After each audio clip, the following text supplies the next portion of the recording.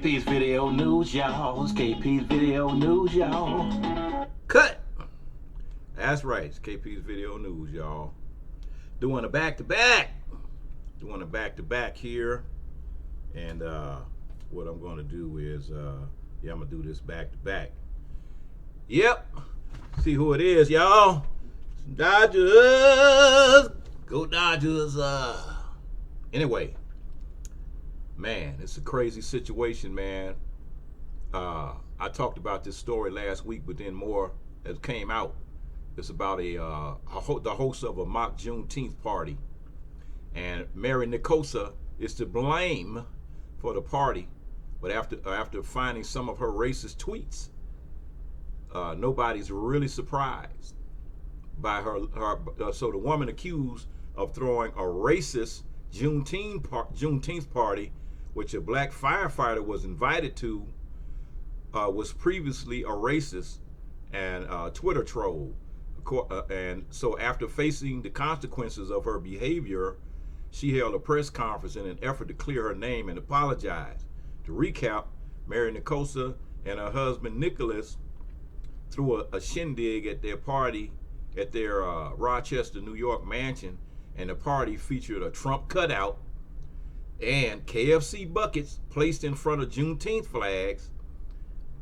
Then after Jared Jones, a black firefighter, was invited to the party, he filed a notice to sue. Following that moment, NICOSIA and her husband won the fire, and as expected, her Twitter pages were found and racist tweets exposed. In full disclosure, I do have a Twitter parody account, this is her explanation, that operates under a veil of a persona, and how I made blatantly racist comments under that persona, said NICOSIA in a press conference. And wow, trust me, it only gets worse. So NICOSIA and their attorney mentioned the phrase cancer culture multiple times, while Mary said the allegations of this narrative have caused my family almost unbearable pain. She also said, I'm here to defend myself from false claims of racism. She continued, I grew up in East Cleveland, very diverse community, and I would challenge you that you would find anyone in the community that would tell you that. I am, nonetheless, I hold myself accountable and ashamed. Well, it's the good old, I grew up in a black neighborhood, so I can't be racist excuse. What's even more insulting and amusing is the fact that she claims these racism allegations are false while admitting she wrote racist text. Something, just something's not adding up here. And her attorney, Corey Hogan, insisted NICOSIA doesn't have a racist bone in her body. Oh boy, here we go.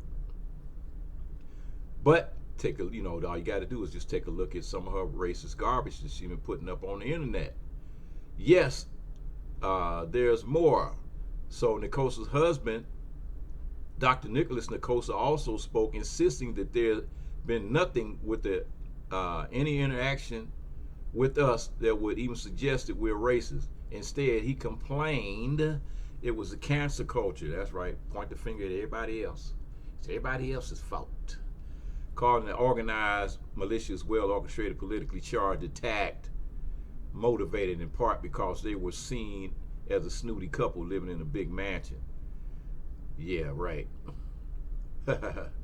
So he claimed it took 32 years to build his reputation in less than 2 hours to destroy it. But you had the party. You had the racist party. Since the party, Mary NICOSIA was suspended from the board of the Landmark Society of Western New York, where she was vice president, and Captain Jeffrey Crywell, who invited Jared Jones, has also resigned from the fire department. Jones filed a $4 million lawsuit against the city of Rochester and the fire department. And his attorney, Nate McMurray, said, to this little press conference will be used as evidence going forward. Yep, they trying to claim, oh, I lived around black people, so I'm not racist. I mean, it's the same thing, just like people saying, well, I work with black people, so that I'm not racist. You work there. How many of those people are you inviting to your house? How many of those people are your true friends that you actually do things with away from work? Zero. Not a single one of them. Anyway, back on to R. Kelly, man. I don't understand what this dude is doing, man. I don't understand. But, wow. I'm telling you, man, he has really, really messed himself up really bad. Really, really bad. So his defense attorney claims key government witness tried to extort R. Kelly. So Charles Freeman, a former employee of Kelly, allegedly demanded $1 million for a videotape where the singer sexually abused a minor. On Wednesday, during his child pornography trial in Chicago, R. Kelly's defense team attempted to paint a crucial government witness as an extortionist and a liar. Lawyers claim that the man went to the fallen singer in 2001 and asked Kelly to pay him $1 million so that he'll go public with the video that would send shockwaves throughout the music industry and ultimately the world. Charles Freeman, a former merchandising agent for Kelly, was cross-examined for 7 hours. He testified on Tuesday that the artist actually went to him, eventually offering Freeman $1 million to recover the infamous sex tape featuring R. Kelly. In it, he allegedly urinates on a 14-year-old girl. Kelly's lead attorney, Jennifer Bongine, said to Freeman on Wednesday, "Your entire relationship with Kelly centered around stealing from him and lying to him." Later she asked, "You were part of a shakedown scheme, right?" Freeman said, "No, I am not a thief." Kelly was charged by federal prosecutors with production of child pornography, partially based on that recording, in which they claim to have had a situation with the 14-year-old.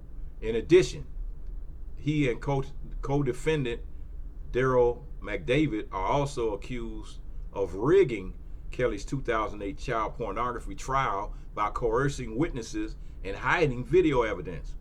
Freeman also explained that money wasn't the only reason for agreeing to find the tape.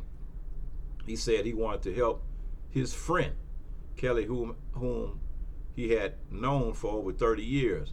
Freeman admitted that he kept copies of the video for nearly 2 decades. Kelly was sentenced to 30 years in prison by a federal judge in New York in June, and racketeering, sex trafficking charges.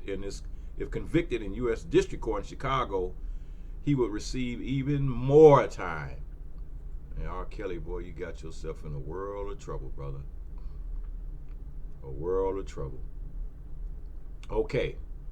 And Justin Blake filed civil rights lawsuit against Kenosha County, Wisconsin deputies for what he alleges as a state-sponsored torture. It's unfortunately, seems Jacob Blake's family has encountered another potential instance of police brutality. Justin Blake, the uncle of Jacob Blake, filed a civil rights lawsuit against Kenosha County Sheriff's Office and its employees on Tuesday. The lawsuit alleges Blake was subject to torture tactics by police officers during his arrest while attending April 2021. Attorneys for Blake state that the sheriff's deputies arrested Blake and strapped him to an emergency restraint chair for almost 7 hours while asking him questions. The lawsuit states officers recognized Justin as Jacob Blake's uncle and became more aggressive because he exercised his right to remain silent. Blake alleges his neck, back, and shoulders were injured in the encounter. The lawsuit itself wants to end the restraint chair punishment, deletion of his arrest records, and unspecified charges. He was immobile, and restraints were tightly tied to his legs, arms, and he had a horse collar strap that went over his head and over his chest, the lawsuit states, even though Blake was never a danger to himself or others. In response, the Sheriff's Department attorney Sam Hall denied any wrongdoing. So they claim the restraint chair is an approved law enforcement tool used nationally in corrections sitting as a vital part of ensuring safety of inmates and officers in jail.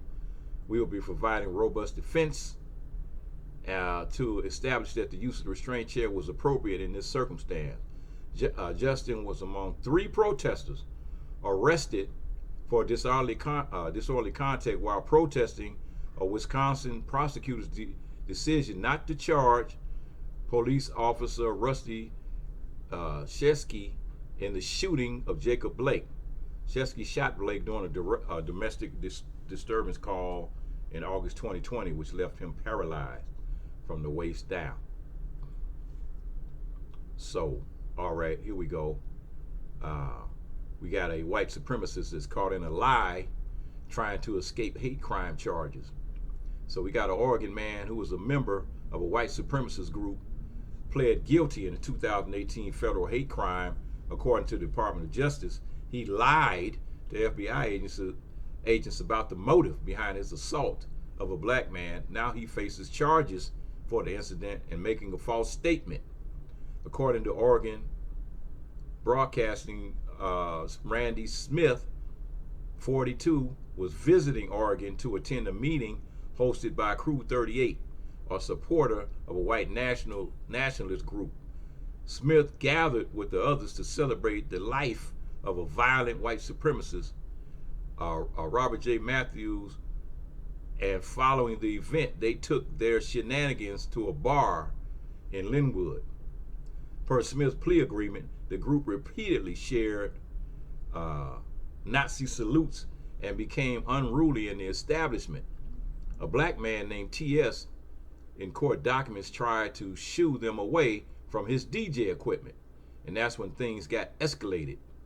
Said numerous members of the Crew 38 group, and including Smith, then surrounded T.S., began yelling racial slurs and including the racial derogatory N-word. According to the plea agreement, Smith knew that the members of Crew 38 considered it disrespectful for a black man to touch a white man without permission, and for a black man to challenge conduct of any acts by a white man. T.S. cursed the group. Then Dawson punched T.S. DeSimas also called T.S. a racial slur before he also struck T.S., knocking him to the ground, and Dawson continued kicking and stomping on T.S.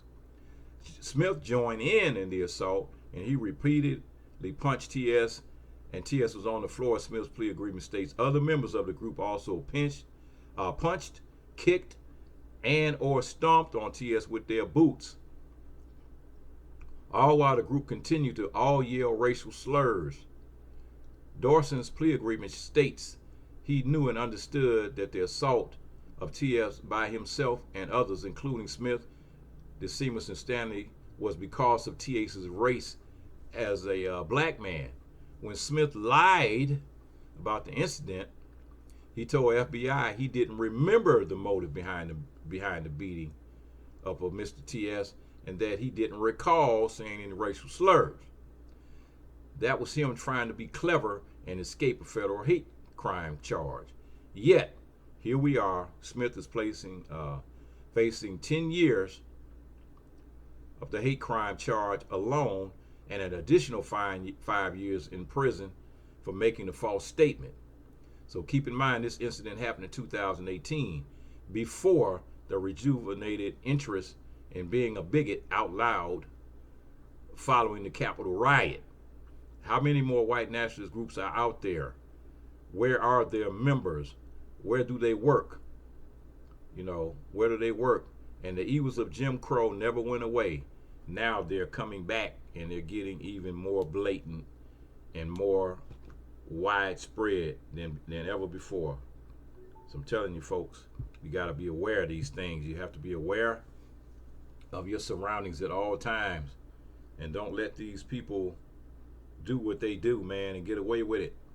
You have to fight back with the law, and fight back by any means necessary.